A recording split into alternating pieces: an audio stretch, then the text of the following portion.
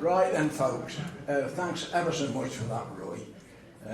Quite inspiring, really. So thank you. Now, I just want to give you my own experience, and this is one of the reasons I wanted to arrange today, because I just wanted to share my journey with LifeBook. And Alex and I had just finished one of our regular business meetings. He was just about to leave, and I said something about the past. And he said, "You know, Grandad, you should put these things you tell us in print." Out comes his phone, he scrolled down, found a number for me. I thanked him, and off he went. I spoke to a young lady, and she said she would get someone to call me. A short time later, on the same day, I received a call from Roy Moëd, the founder of LifeBook. He explained how things worked. I was warming to what I was hearing, and said I would think about it and call him back the next day, which I did. We spoke for about half an hour, by which time I was convinced this was what I would like to do.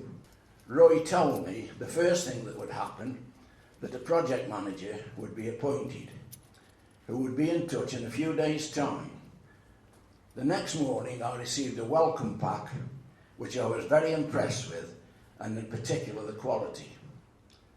A couple of days later, I received a call from Tom Harnett, who would be my project manager, and Tom would also be my point of contact for the whole project. Everything would pass through Tom, and of course he's here today, which pleases me very much. The next 3 weeks would be spent in them arranging an interview. This was to be a lady by the name of Lisa Stevenson, who lived quite near, and of course Lisa is here today, which again pleases me very much. During this time, I was pondering how to go about structuring my autobiography. So I started with what life was like for my great-grandparents in the early to mid-1800s, which my own great-grandson Henry will be able to read in years to come.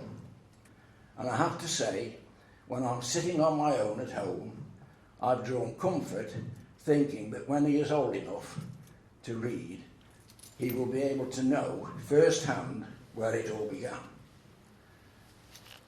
I was now really believing this was a good idea, having very sadly lost my son David 7 years previously, and so Alex and Matthew would have no one to relate to when I'm not around. The final chapter in the book is a tribute to my son David, which will be there for all of time. And again, when he is older, Henry will read something of his granddad, who he will not have known.